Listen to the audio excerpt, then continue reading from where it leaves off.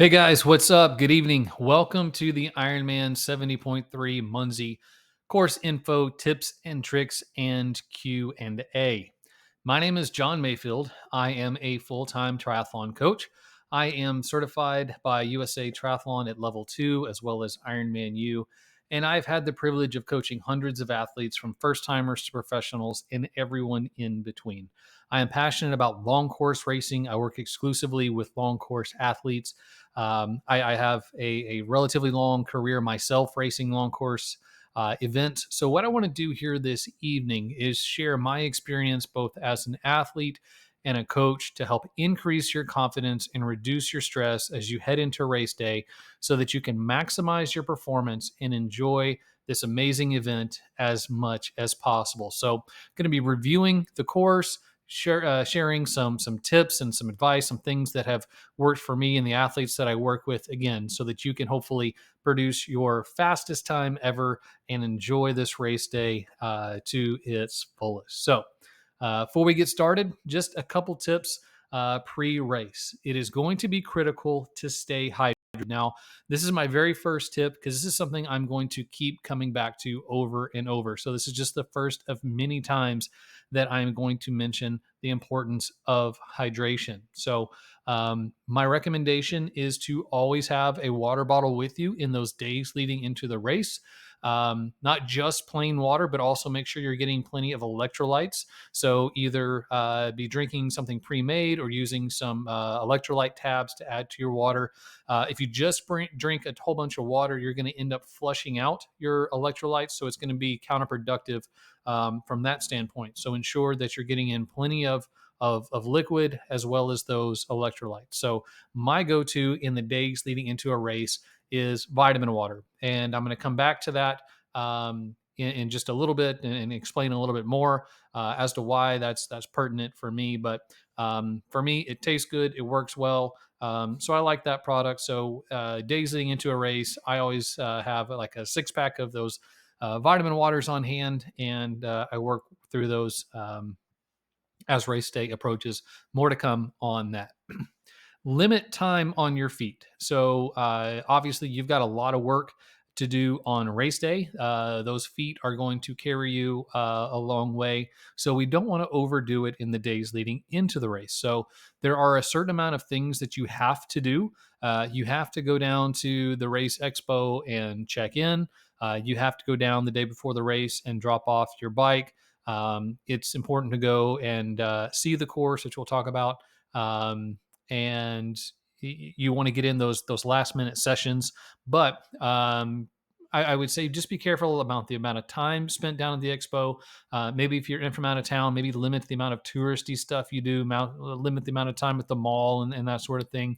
And whatever time you do spend on your feet, make sure that you pair that with an appropriate amount of recovery. So whatever modalities that you've been using as race day has approached, be sure to continue those all the way through race day and beyond. So your dynamic and static stretching, your foam rolling, if you use a percussion gun or compression boots, anything like that, make sure that you are continuing to use those and staying up on your recovery. Check out the course. So we don't want any surprises on race day. So I always recommend going and putting eyes on as much of the course as possible. So pretty easy to go and see the swim venue, go see the transition area, even walk through transition. So where is the swim start? Where is the swim exit? What is the route from swim exit into transition? Where's the run out, bike out? Where's bike in? Where's the run out? All those things. Practice that. Have in your mind a plan as to what you're going to be doing on race day. What is the routine? And that's going to serve you well on race day. Go down there, see what the water looks like. Is there any chop on the water? Especially if it's early in the morning, you can see where's the sun on the horizon at a given time. And then same thing on the bike course. It's a loop course, so it's not really all that much to go drive. So it should be pretty quick and easy.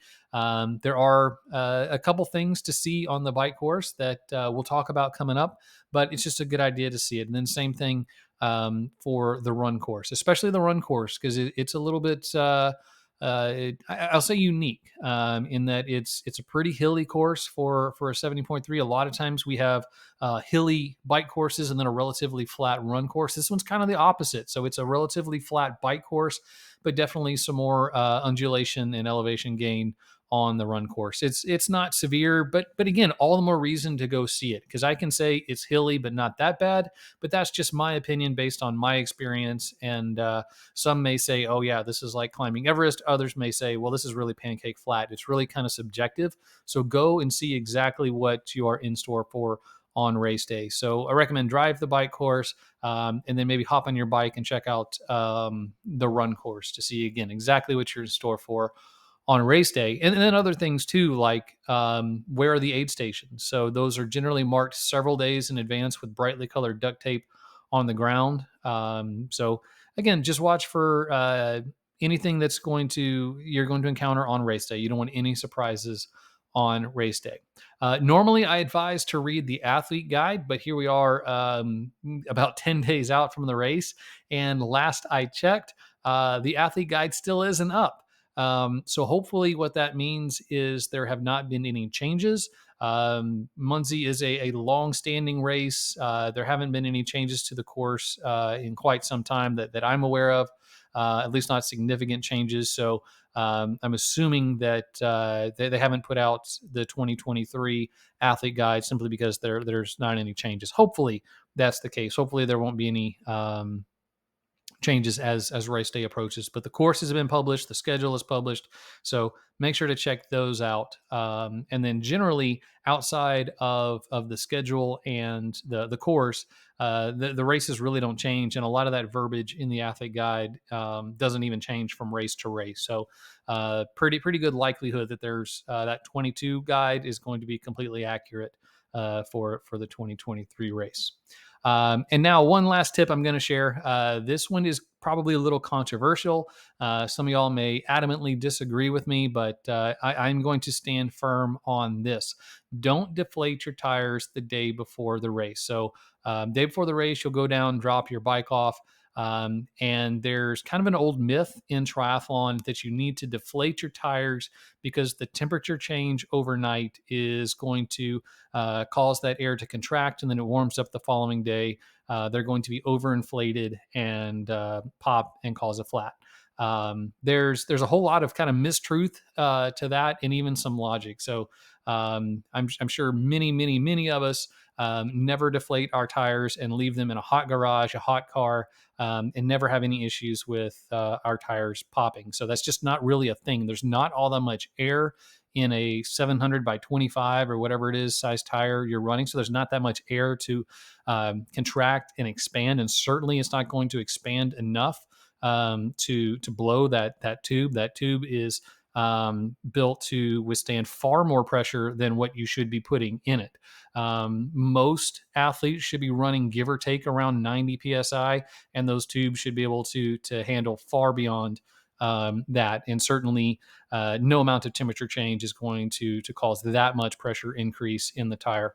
Another thing to consider is inevitably, yes, you will likely hear some tires popping either in the afternoon or in the morning of transition, but it's not because of the air contracting and then expanding. Generally, what happens is athletes will, one, put too much air in their tires. They'll overinflate them, which will cause them to pop. Or maybe they've put on new tires or done new tubes prior to the race, and there's a pinch or something like that in it, eventually causing it to pop. But that's all the more reason to leave your tires aired up overnight, because if there's something like that that's going to cause it to pop, you want it to happen overnight where you can deal with it in the morning, as opposed to that happening at, say, mile 5, mile 10, mile 50 of the bike, where now you're out there on the course and you have to deal with it there. So don't deflate your tires when you drop them off. I don't say pump them up either. That really is kind of pointless. You definitely want to top those tires off on race morning. So just roll in with whatever you got, drop it off, and then pump those tires up to whatever your pressure is. Again, probably somewhere around 90 psi for most folks on race morning. All right, on to the race. Check out the swim first. So the water temperature will be announced prior. It has historically really fluctuated, kind of high and low. Last year in 2022, the official temperature 64.6. Year before that, 66.2.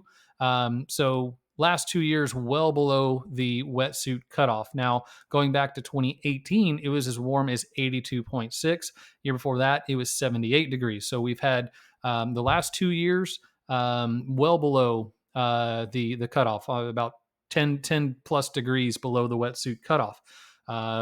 Several years before that, a couple degrees to several degrees over the cutoff. So, based on everything I could find, the current water temperature is around 74 degrees.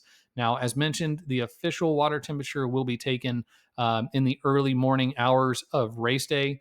They will be announcing that in transition. A lot of times they will actually send out a push notification through the Ironman app. So you'll know what the water temperature is well before you actually head down there to the swim start. Generally, what they will also do is take readings in the days leading into the race. They usually post those at the check-in. So once you go to check-in, you'll see what the water temperature was for that day. And it also circulates on social media and that sort of thing. So you'll have a good idea as to what the quote unquote, maybe the unofficial water temperature is in the days leading into the race. And then they will push that information out to you on race morning. So just to clarify, it is considered quote unquote wetsuit legal up to and including 76.1 degrees. So if it really is 74 right now, then that would be wetsuit legal with even a little bit of room to warm up. 76.2 and beyond, it becomes wetsuit optional. So you can still wear a wetsuit if you want, but you will start in a separate wave after all of the non-wetsuit folks go, and you will not be eligible for age group awards or world championship slots. You'll still be an official finisher, all of that. Those are the only restrictions. So race starts at 7:30, so it's a little bit later than a lot of races. Most races start by 7, if not earlier. So 7:30, a little bit later start.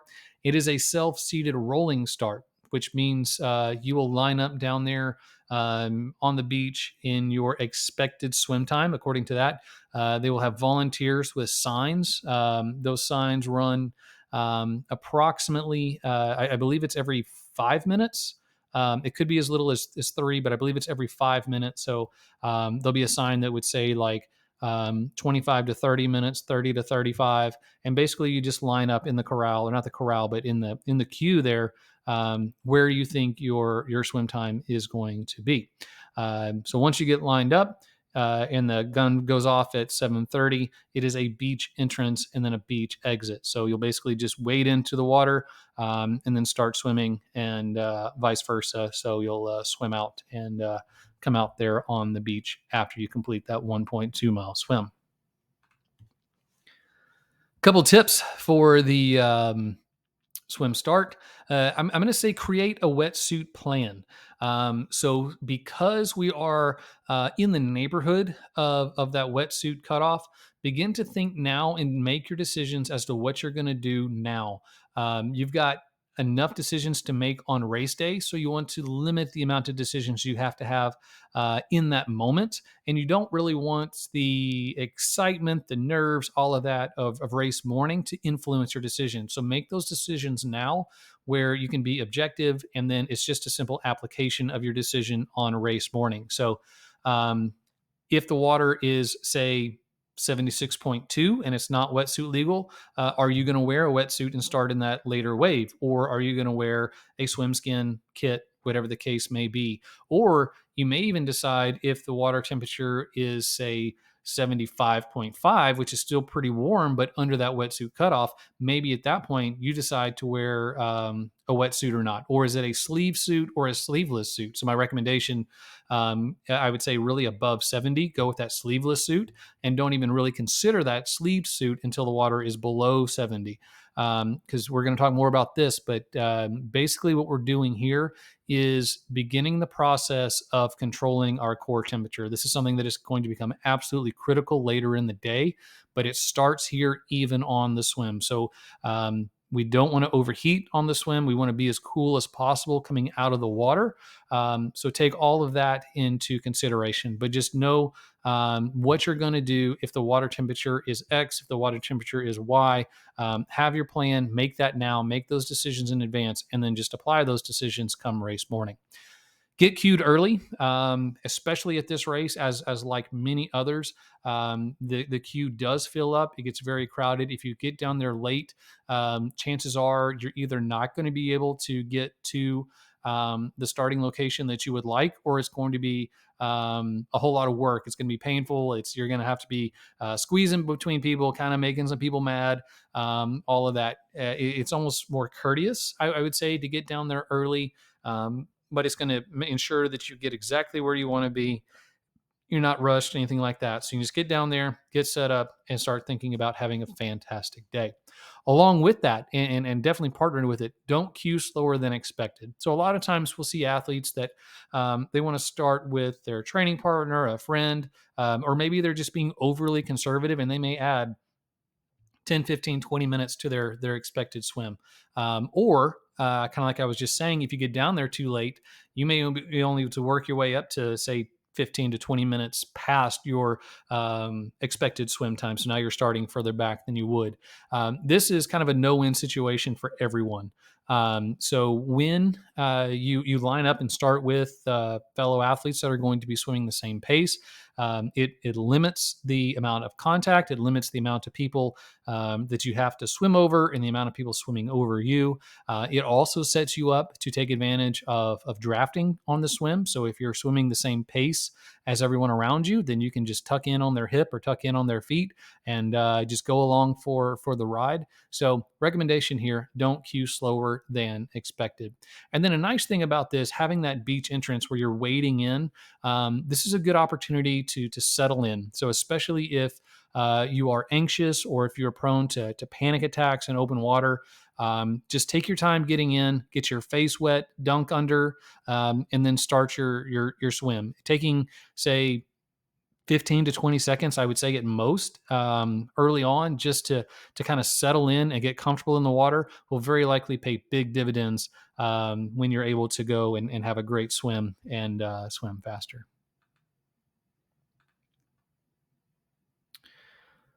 All right. So the swim course is a one loop counterclockwise loop. It is good water quality, so not crystal clear, but certainly not muddy, murky.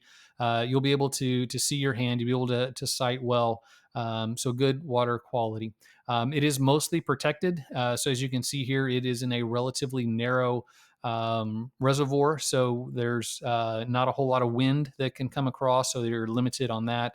And then obviously there's no currents or tides or anything like that in the reservoir. So this should be pretty calm, pretty still water, pretty darn close to the swimming pool at your local YMCA.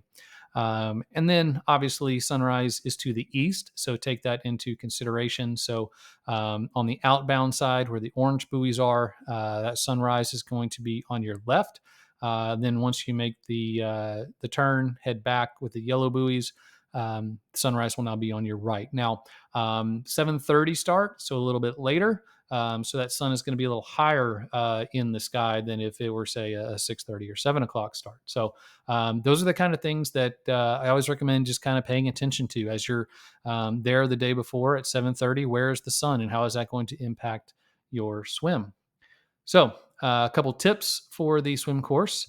Consider the sunrise when choosing your goggles, just knowing that regardless if you breathe left, if you breathe right, if you breathe bilaterally, at some point you are going to be facing that sun.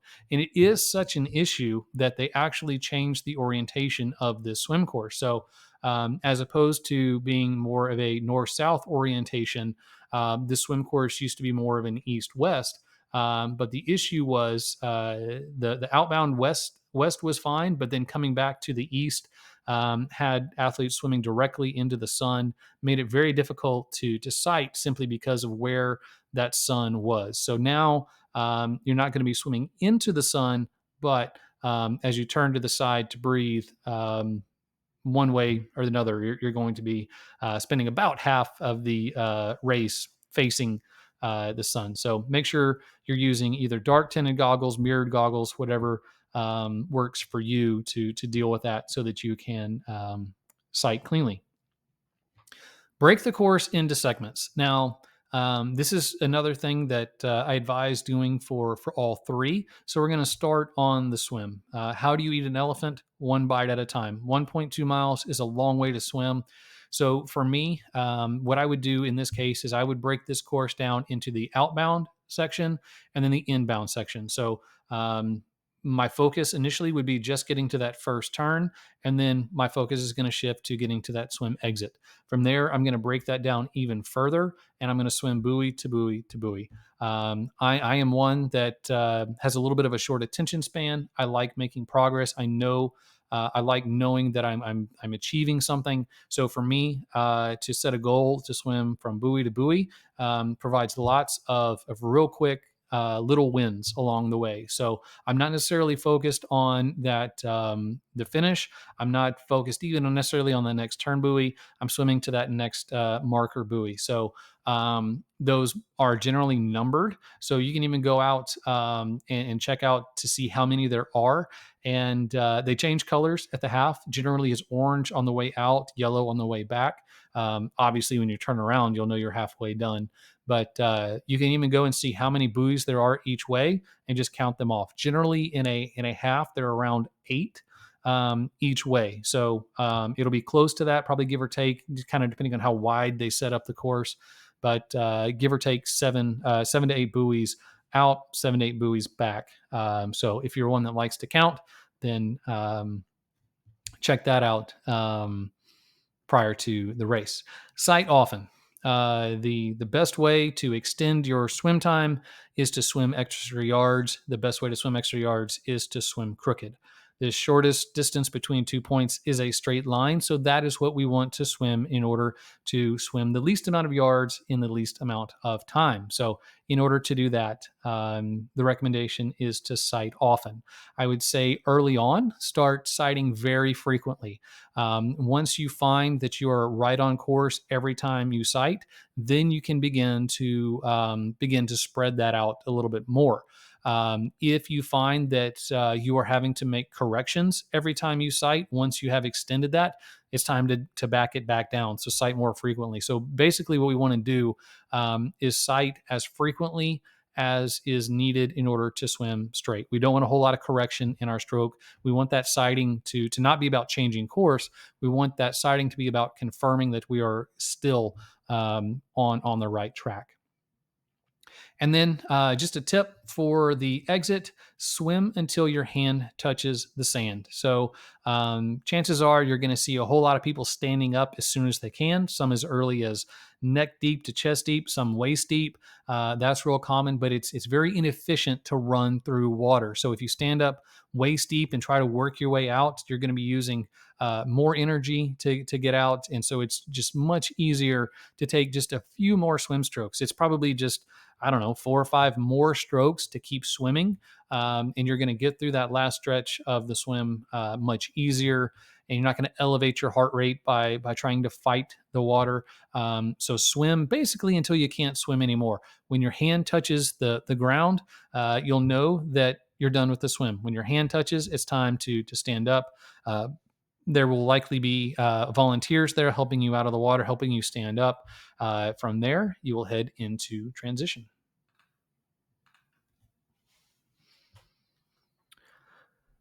So you can see here the swim course there, short little jog from the swim exit into the transition area. So again, this is what I recommend going down and seeing prior to the race, see exactly where everything is. Swim in, bike out, bike in, run out, all of that, just so you're familiar. Don't get any confusion on race day. So Know the transition area, but also as important, or perhaps even more, is know your location. So as you can see from this picture, there are a whole lot of rows with a whole lot of bikes. And all those bikes tend to look a lot alike, especially when you're a little disoriented from coming out of that swim. So know your number, know your rack location, take notice of any landmarks that can help. So, if you're set up, say, right by the big inflatable Gatorade bottle, that's a great thing to use. But find your location, know where it is, so that you can go directly to it and not waste time. Because again, if you get, as you can see, there's not really breaks in these racks. I'm not sure how they'll be set up on a race day, but if you get halfway down a rack and you realize you're on the wrong one, you've got to run a long way around to correct that. So make sure you turn down the right row and know exactly where your location is. Be efficient and pack minimally. So these kind of go together. With a little caveat. So definitely want to limit the amount of things that we do in transition. One, so that you can have a quick transition, but also so you can set yourself up for success. The more things you do, the more room, more opportunity there is to make mistakes or to forget something, to have something go wrong. So we want to limit the amount of movements to make, things to do, all of that. So be efficient and then pack minimally. So packing minimally means, again, just not having a whole bunch of stuff there. Only have what you absolutely need. So that's going to help with your time and your efficiency, but it's also going to allow you to be a good, say, rack mate, where you don't have a whole bunch of stuff spread out around the rack. Your area is nice and neat and not interfering with anyone else around you. Be sure to practice in advance. Triathletes do a whole bunch of swimming, cycling, and running. A lot don't practice transition, but there's definitely opportunity here to do well and to do poorly. So transitions can absolutely mess up your race. So make sure you know exactly what you're doing. Practice it. Be efficient. Be quick. Don't be rushed, but move through transition as efficiently as possible. And the best way to increase your efficiency is to practice. And then consider a go bottle. So I love this tip. I can't take credit for it. This tip is courtesy of my friends at Precision Fuel and Hydration. So Sean passed this on to me. So a go bottle is where, coming full circle back to my vitamin water leading into the race. The reason I like the vitamin water bottle is because it has a large mouth on it. So you can pour quite quickly. You can drink from it quite quickly, much quicker than just a standard water bottle with a much smaller mouth on it. So that go bottle is something I have, one for T1, one for T2, spoiler alert. There in my transition area. For T1, I'm going to have about 8 to 10 ounces of water in that bottle, and I'm going to have a full serving of nutrition and a full serving of electrolytes in there. So as I come into transition, I'm going to grab that bottle and I'm just going to very quickly chug down that 8 to 10 ounces. And that's going to provide just a little bit of a jump start on my hydration, my nutrition, and my electrolytes, which is critical. So over the past 30, 40 minutes out there on the swim, been burning through energy, burning calories, losing hydration. So it's critical to maintain those. So this is just a little bit of a jump start to kick off my nutrition, hydration, and electrolyte protocols for the bike. So just again, a little jump start there. That's that go bottle, and then we'll talk more about the T2 one as well. But first, we head out onto this lovely and challenging bike course. It is a 2-loop course with a little bit of a caveat. It's not 2 full loops. Effectively, you'll ride out to the highway and then do 2 loops there. So you'll leave transition to the north, transition there on the east side of the reservoir, head up to the north side, then out to the west, and then approximately 6-7 miles into it is you'll merge onto the highway. Great roads out here. I've heard it said that these are the best roads of any Ironman out there, especially for the Midwest. These roads are in really good condition. Obviously, it doesn't hurt that it is a highway, so not just your typical back roads that aren't as well maintained. So really good road quality. And as mentioned, once you are out there past the first about 6 miles, you'll turn onto the highway when it is closed to vehicular traffic. So you guys are going to have the highway to yourself. So this is really great. You don't have to worry about vehicular traffic, and you're riding on really good quality roads, which really makes for a nice, fast bike split. It is flat to rolling, so not a whole lot going on here. Nothing really to speak of. It's not pancake flat, but there's certainly not a whole lot of hills or climbing or anything like that. There are a few false flats, but nothing over a 2% grade. So really anything 2% and below. Sure, you may have to shift up once or twice, but certainly we're not shifting to another ring or spending a significant amount of time out of the saddle to summit those climbs.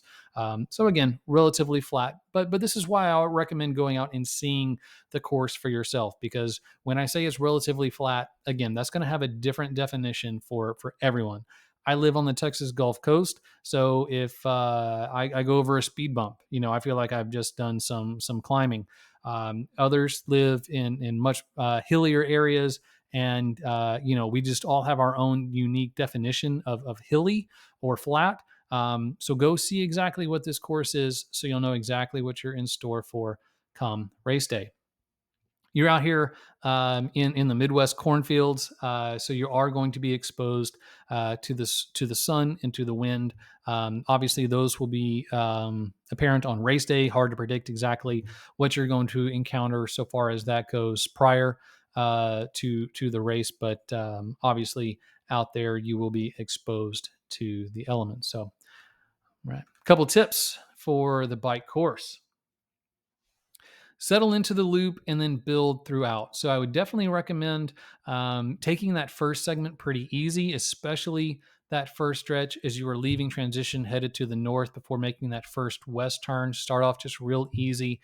Begin to build as you are on that western bound section. Let your heart rate settle.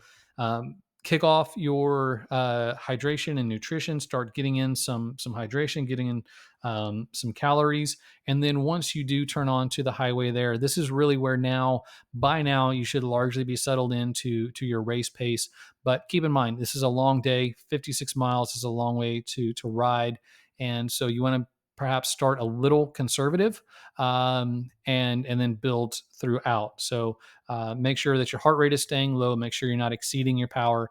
And then as you approach that first U-turn, turn it up just a little bit more. As you U-turn for the second time to start the second loop, now you should be all in on your full-on power heart rate plan, whatever it is that you're following. And then the last stretch, doing work as you head back into the transition area. Stay ahead on hydration and nutrition. So again, I mentioned we're going to talk about this several times. Really where this is going to manifest is not on the bike. You're not going to really know how well you have managed your nutrition, your hydration, and your cooling protocols until you're out on the run. And then it is going to be very apparent, those who have done a good job and those who did not do as good of a job. So make sure that you are staying up on your hydration and your nutrition. Now, it is quite feasible, quite possible that this can be a nice cool morning with a good chance that it could get warmer later in the day. So this bike course may actually be quite cool. So as you have been training through the hot summer months, you may have a rhythm of being thirsty, realizing your sweat, and really knowing that you need to be taking in that hydration and nutrition, where sometimes that sensation can be dulled on a nice cool morning, especially when you're used to training in the heat. Make sure that you don't fall prey to that. That's kind of a trick or a lie, that you don't need to take in that nutrition and hydration. So make sure whatever protocol works for you in your training, make sure you continue to use that protocol on race day. The penalty for taking in too much hydration is not nearly as bad as the penalty for not taking in enough. You drink too much, basically you got to stop and pee. Don't take in enough, really bad things happen. Same thing with your electrolytes. You take in too many electrolytes, you'll pee them out, you'll sweat them out. Don't take in enough electrolytes, much worse things will happen. So err on that side of caution. Make sure not to be fooled by the cool temperatures, because chances are they're not going to stick around.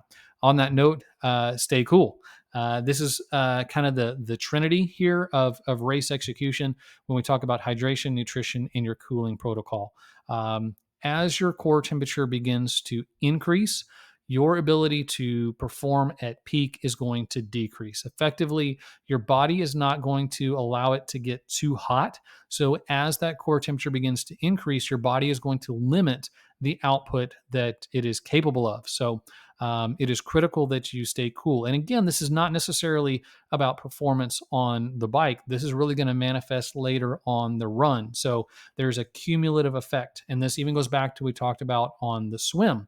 At this point, when you come out into transition, you've been out there generating body heat for 3+ hours. So there's a cumulative effect to that. And now you have to go run a half marathon. It's the warmest part of the day. And you're about to begin the most strenuous activity where you're going to be generating the most body heat. So we want to come out of T2 with as low of a core temperature as possible. So it's important to stay cool on the bike. So stay on those cool liquids. I recommend taking cold water bottles from the aid stations. When I go through an aid station, I'll grab that cold water and I will take a few chugs of it to help cool my core temperature from the inside. I'll then spray my face, spray my body to cool my body externally. And I will do that through every aid station I go through just to try to keep my core temperature as low as possible out there on the bike. Also, stay aero as much as possible. Again, pretty flat course. You're going to be able to stay aero for the vast majority of it. So it's not like one of these where you're going to be up out of the aero position, climbing or descending. You'll be able to stay aero vast majority of the course. So that said, it is important to take a couple breaks in there. If you just stay down in that aero position for that full 56 miles, there's a good chance that your back is going to get tired, your neck, your shoulders, all of that is going to get sore, get tired, and is going to really inhibit your ability to stay aero late in the bike segment. But again, these things can also manifest out there on the run course. So if your back is getting tight on the bike, your back is going to be tight on the run, which again, it's going to be much worse to have that tight back on the run course than it would even on the bike. So recommendation is just to periodically sit up, stretch a little bit. So obviously at the U-turns, it's a good opportunity to sit up, stretch your back, and move around a little bit. Every time you're going through one of those aid stations, sit up, grab that cold water bottle. Just take a couple breaks in there. Not long, not constantly, but just make sure that you're staying loose. And again, the more you've trained in the aero position, the more you can ride in it. If like me, you live in the flatlands and you spend significant amount of time riding and training in the aero position, fantastic. But if you spent a lot of time, say on a road bike, or if you spend a lot of time on your trainer and you don't ride your trainer in the aero position, then make sure that you're not overdoing it or exceeding what you're capable of so far as maintaining your aero position.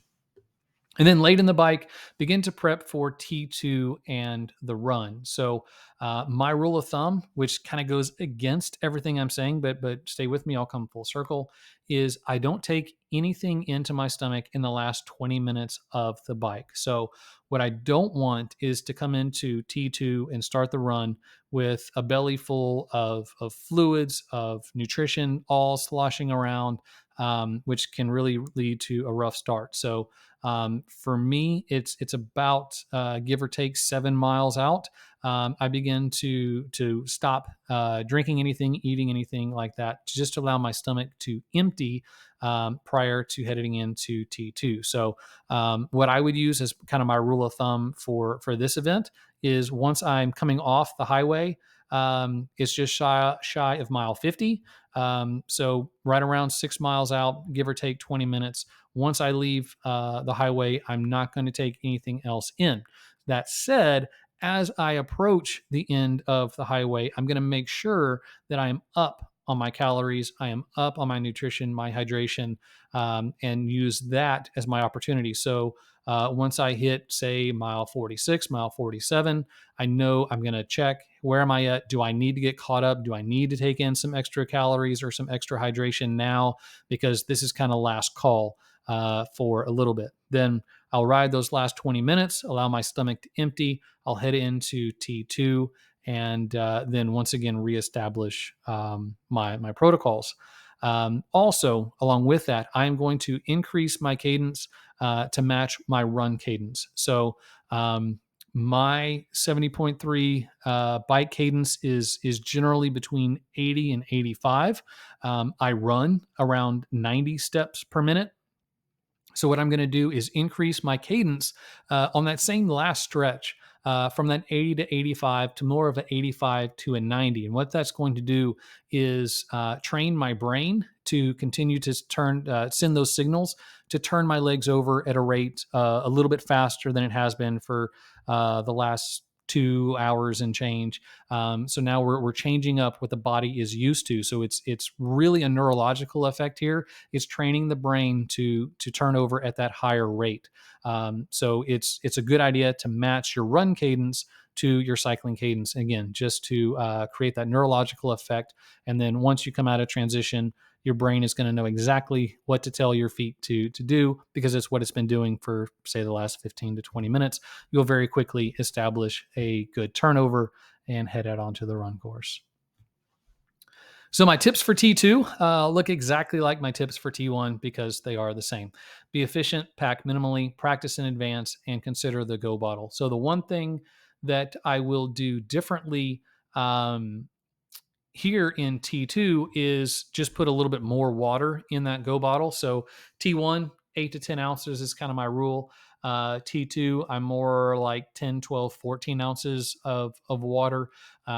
So at this point, I haven't taken in anything in the last 20 minutes. So my stomach has had the opportunity to empty. So my stomach should be receptive to taking in a good portion of that bottle, if not all of it. So I would say, kind of ideally or best case scenario, I would very quickly be able to take all 10, 12, 14 ounces of that down quite quickly. And again, that largemouth vitamin water bottle really is conducive to that. It's, almost like shotgunning, and you can drink it down real quick.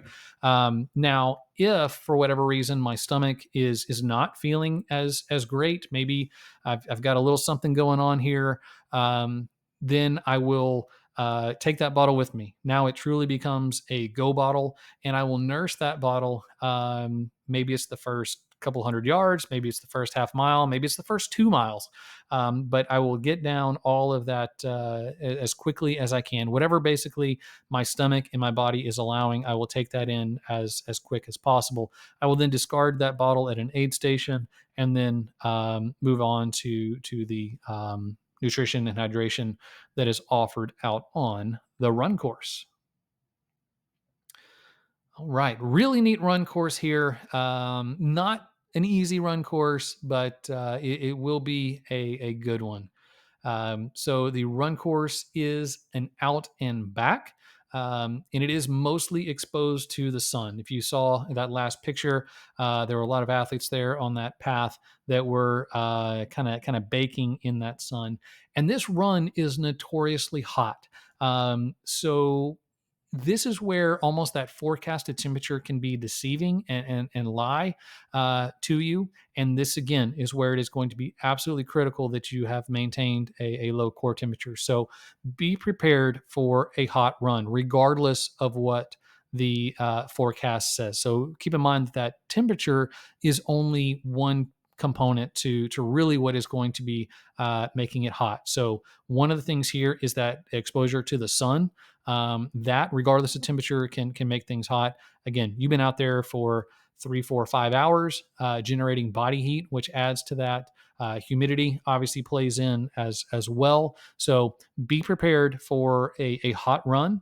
And then if it turns out to be warm or cool, then fantastic. You're all the better. Not going to be caught off guard, but prepare for what has historically been a hot run. This run course is also rolling. Now, usually when I do these webinars, I will post the bike elevation chart, but there really wasn't a whole lot to the bike course, so I didn't include it in here. However, as mentioned, this course is kind of opposite of what we see at a lot of 70.3s or even a lot of Ironman events, in that the hills are on the run. So as you can see here from the elevation chart, there's really not a flat section out there.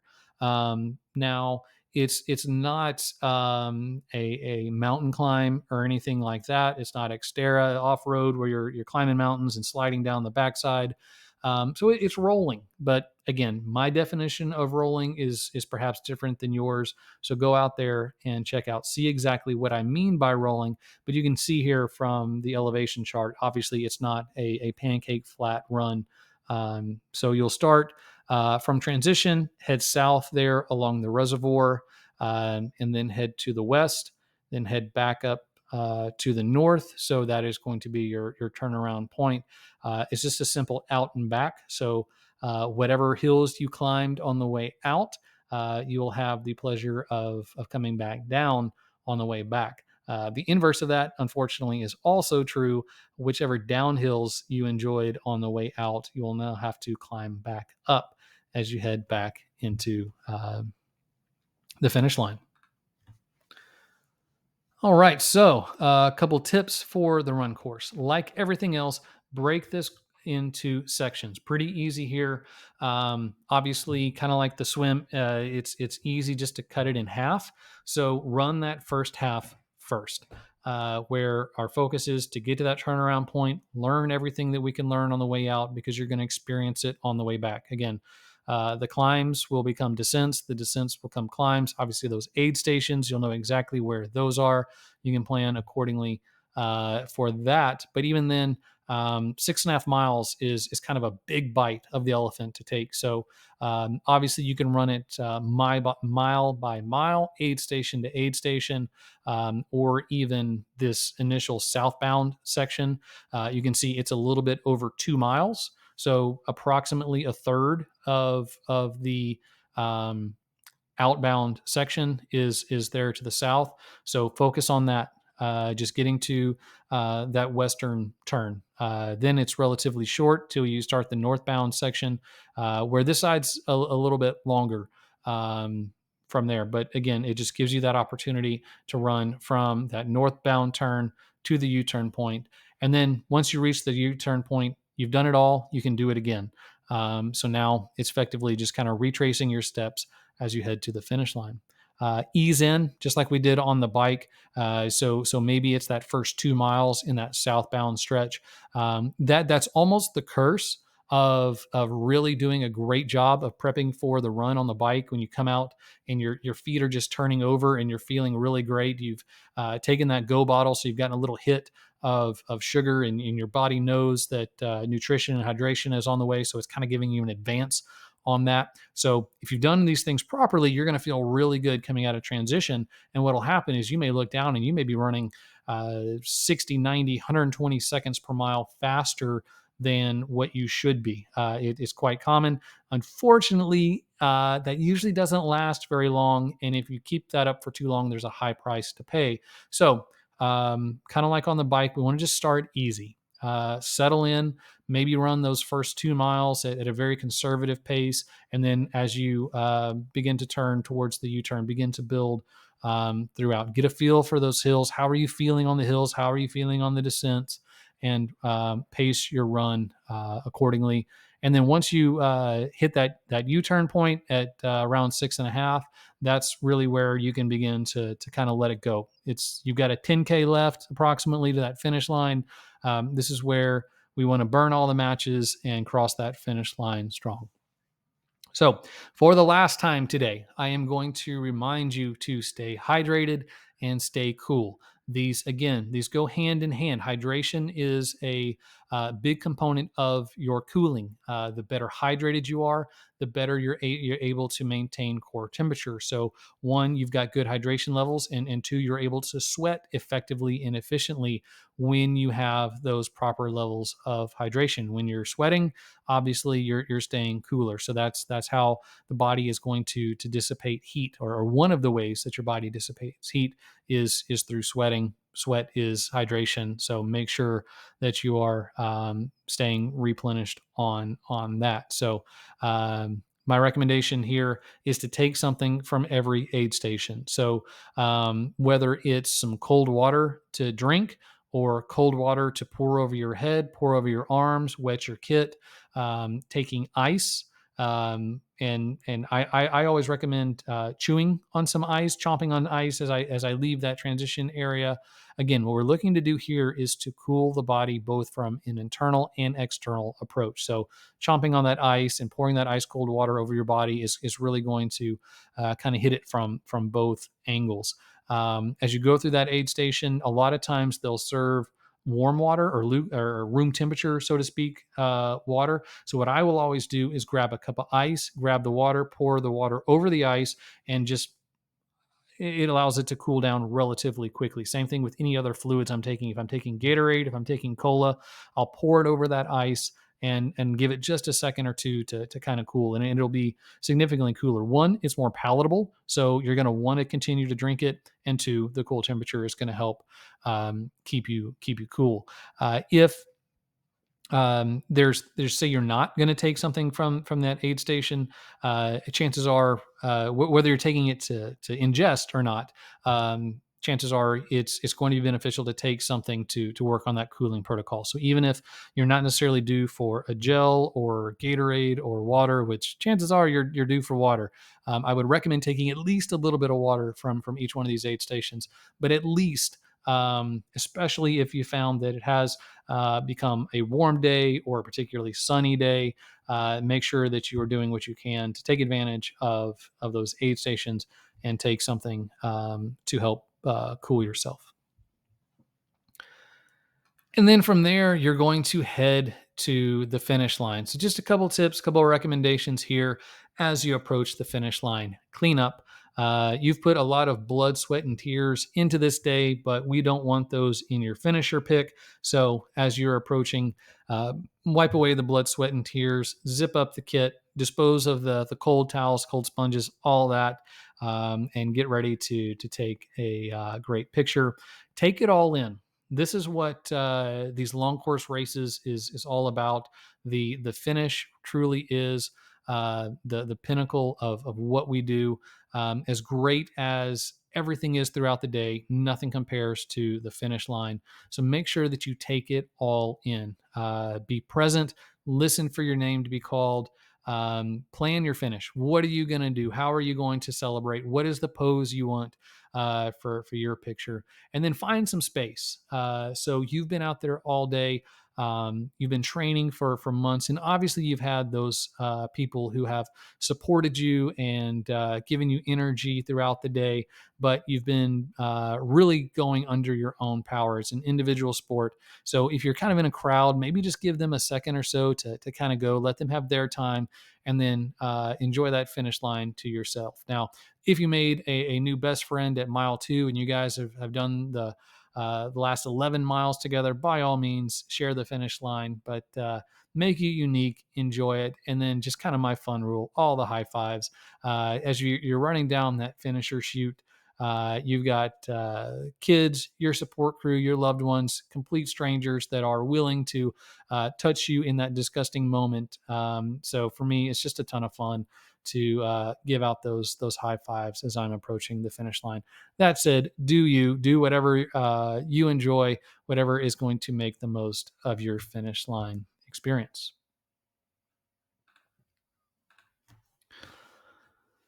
All right. So, want to say thank you to everyone who has submitted questions in advance. Some of those were already included there in the presentation. I'm going to get to as many as we have. We're down to just a couple minutes here. If you have submitted questions throughout our time, or if you have a question now, you can submit it via that GoToWebinar widget that's there. I will get to as many as I can. Any questions that I'm not able to get to this evening, I will respond to you via email over the next couple days, definitely prior to race day. So it'll be later this week. I will respond to your questions via email. If you have any questions that you have not submitted, anything that comes up over the next couple days, feel free to reach out. My email is john@tribetriathlon.net. Again, I want to help. It really just gives me pleasure to help you guys, share my advice, share my experience with you, so you can have a fantastic event. So anything that comes up, feel free to reach out. My email address, again, is john@tribetriathlon.net. So, a couple questions we'll get here in the next couple of minutes. Um, do you recommend a disc wheel or not? So my rule of thumb is unless you're racing Kona, where discs are not allowed, always go with the disc. The big question, big concern is a windy course, but there's actually a whole lot of research that shows a disc wheel can actually stabilize. Help provide stability. It's much more that front wheel that can cause issues in crosswinds than that rear disc wheel. So that front wheel is on a hinged fork, so it is much more susceptible to movement. It also has a much lower percentage of weight over it. So a triathlon position on a bike is about 70 30, 60 40. So you've got a whole lot more weight sitting on that rear disc wheel, much less weight on that front wheel. So again, that combined with the fact that that front wheel is hinged makes it much more susceptible to the crosswinds. So I would say vast majority, if you're comfortable with that disc, ride the disc wheel. But regardless of conditions, I would say be more selective with that front wheel. If it is looking to be a particularly windy day, don't go with that real deep front wheel, especially if you're concerned with catching the crosswind. I would say that is much more of a decision to make, whereas you're going to get a whole lot more action out of that front than you will the back. Should I carry my own nutrition or take the on course nutrition? This is really personal preference. I would say if you have been training with the Gatorade Endurance that they will have on course, the Martin gels they'll have on course, that's a great benefit. Where one, you don't have to carry them with you, and two, you don't have to buy them. So there's an advantage to that. Personally, I'm not a big fan of the Gatorade Endurance. I use another product, so I carry my own. And the great thing about a 70.3 bike split is I have enough storage on my bike where I can carry enough to get me through the entire race. So it's really about what is your setup, what is your protocol. It's really kind of individualized. So whatever you've been doing in training, continue to do that on race day. The one thing I would say is, as I mentioned before, every time I go through one of those aid stations, I take a cold water bottle, drink some, spray some, and then ditch it before leaving the aid station. Or if I've got an open cage, I'll throw it in and hang on to it. So that's another thing is keep in mind you can dispose of trash around those aid stations. There'll be signs that will show you where those trash sections begin and where they end. They'll say last chance for trash. Obviously, don't dispose of anything outside of that, but in those aid stations, you can throw your trash away and it will be taken care of. What if I get a flat? Be prepared to change your own flat. Be self sufficient in your support. Recommendation is to bring a flat kit with you. Hopefully, these good roads will have a lower occurrence of flats, but you've got hundreds of cyclists out there, and chances are someone is going to end up with a flat. Hopefully, it's not you. If it is, the best course of action is to be self sufficient and be able to change that flat on your own. That said, there will be neutral support out there that can help. There will be mechanics out there running around the course. The issue is they're running around the course. They could be helping other athletes, or they could be miles and miles away. So you could find yourself waiting for a very long time. So the recommendation is, again, be self-sufficient. Start working on it. Get the wheel off. Get the tire off. Do as much as you can. Even if you see someone passing by, even if they're not that neutral support mechanic, go ahead and flag them down, because a lot of those guys have radios and they can communicate with the mechanic. So it may just be like a rules official that's out there on a motorcycle, and they can say, hey, we've got an athlete at mile 42 who has got a flat, and that can hopefully get that neutral support to you quicker. But again, keep utilizing that time to do what you can, so when neutral support does arrive, they can get you back on the road even quicker. Also use it as an opportunity to find some shade, hopefully maybe get out of the sun, maybe get in a little hydration, nutrition during that time as well. All right, we are right up on time. So again, if I didn't get to your question this evening, I will respond to you in the next couple of days. Thank you guys for your time. I hope this has been beneficial to you. I hope you've enjoyed our time together here. And again, I really hope that this helps to increase your confidence and reduce your stress as you head into race day, so you can enjoy Ironman 70.3 Muncie as much as possible. I wish you guys all the best. Good luck. Have an amazing race. Good night, guys.